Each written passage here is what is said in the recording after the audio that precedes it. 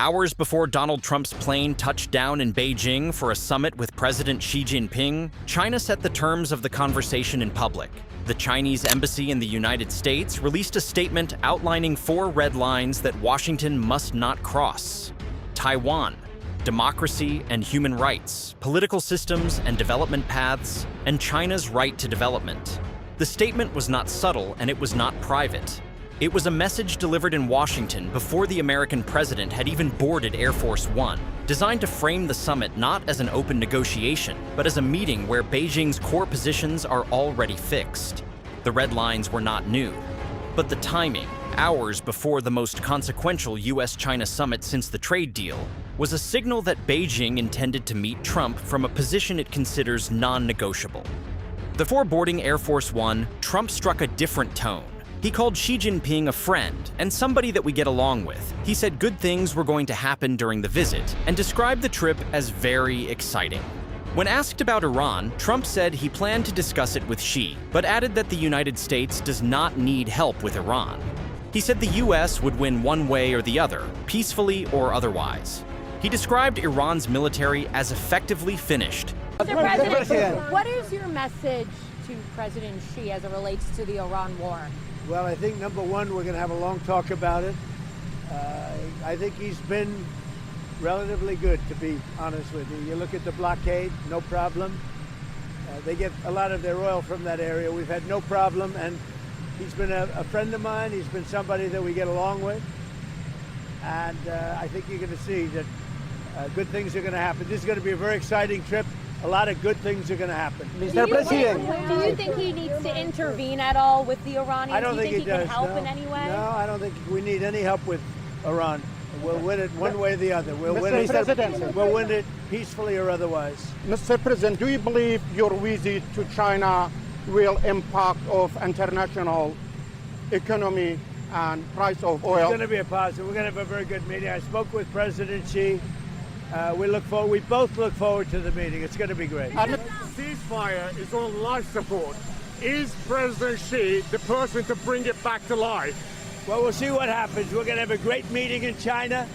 He's a wonderful guy. He's a friend of mine, and we're going to have a great meeting. We do a lot of business with China. We do very well with China, and they do well with us, and the relationship is very good. We're going to have a great meeting. We are going to have a great meeting. Do you think he's got what it takes to convince the Iranians? Whatever he can do to help, we like. Mr. President, will you be able to talk about the end of the war in Ukraine with the president? I think it's getting very close. The end of the war in Ukraine, I really think it's getting very close. Will China invest $1 trillion in the U.S.? Will China invest $1 trillion in the U.S.? When you're negotiating with Iran, Mr. President, to what extent are Americans' financial situations motivating you to make a deal? Not even a little bit. The only thing that matters when I'm talking about Iran, they can't have a nuclear weapon. I don't think about Americans' financial situation. I don't think about anybody. I think about one thing. We cannot let Iran have a nuclear weapon. That's all. That's the only thing that motivates. Do you think President Xi can help and contribute to a deal with Iran? He could. I mean, it might be. I don't think we need any help with Iran, to be honest with you. They're defeated militarily, and they'll either do the right thing or we'll finish the job. They're either going to do the right thing or we're just going to finish the job. The message, sir, to the Chinese people as you embark on this summit? That we're going to have a great relationship for many, many decades to come. My relationship with President Xi is a fantastic one. We've always gotten along, and we're doing very well with China, and working with China has been very good. So we look forward to it. As you know, President Xi will be coming here toward the end of the year, so that'll be exciting too. We have a lot of things to discuss. I wouldn't say Iran is one of them, to be honest with you, because we have Iran very much under control. We're either going to make a deal or they're going to be decimated. So one way or the other, we win. But we're going to be talking with President Xi about a lot of different things. I would say more than anything else will be trade. But beneath the diplomatic styling, Iran sits directly between the two leaders. China has long maintained strong military and economic ties with Tehran. Iran continues to sell a significant portion of its sanctioned oil exports to Beijing. During the war, the U.S. Treasury sanctioned a Chinese refinery for allegedly purchasing Iranian oil. Washington also sanctioned several Chinese companies accused of doing business with Iran and blacklisted Chinese satellite companies accused of supplying data to Tehran. China has denied providing military aid to Iran.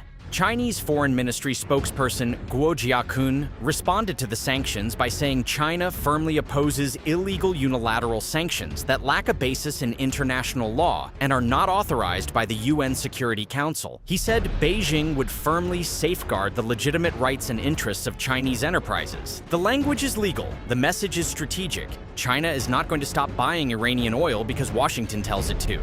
Trump said the blockade of Iran has been 100% effective and that there have been no problems with China regarding oil flows. That claim sits in tension with the sanctions the United States has imposed on Chinese entities for allegedly breaching that same blockade. If the blockade were truly operating without Chinese complications, there would be no need to sanction Chinese refineries and satellite companies. The gap between Trump's public framing and the Treasury Department's enforcement actions tells a more complicated story. China is buying Iranian oil. Washington is sanctioning Chinese companies for it. And both sides are arriving at the summit with different accounts of what is actually happening on the ground. We firmly oppose this, as there is no basis in international law. Illegal unilateral sanctions not authorized by the UN Security Council. During President Trump's visit to China, the two heads of state will have in-depth exchanges of views on major issues concerning China-US relations, as well as world peace and development. China's position of opposing US arms sales to the Taiwan region of China has always been consistent and clear.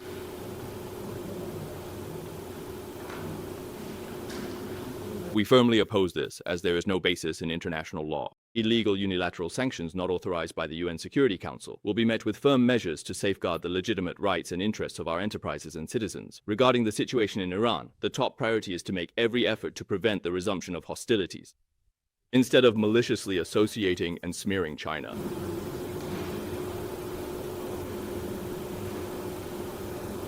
China-US economic ties are mutually beneficial. Both sides should jointly fulfill the presidential consensus.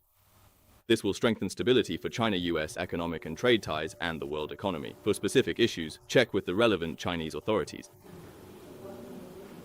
Jimmy Lai is a primary mastermind and key organizer of anti-China and Hong Kong destabilization activities. Hong Kong affairs are strictly China's internal matters, and the central government of China maintains its unwavering support for the Hong Kong judiciary in performing its legal duties in accordance with the law.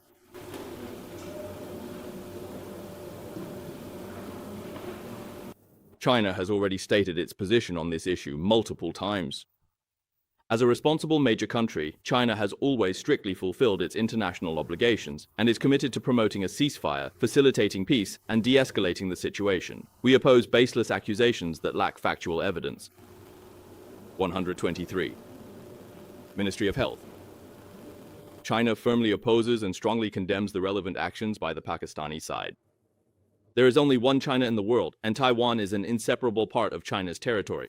The One China principle is a fundamental norm in international relations and a universal consensus within the international community. For a long time now, friends from all walks of life in Paraguay have voiced a strong desire to develop relations with China. According to domestic polls, nearly 90% of Paraguayans support diplomatic relations between China and Paraguay. This shows that establishing relations with China is in the fundamental and long-term interests of the Paraguayan people.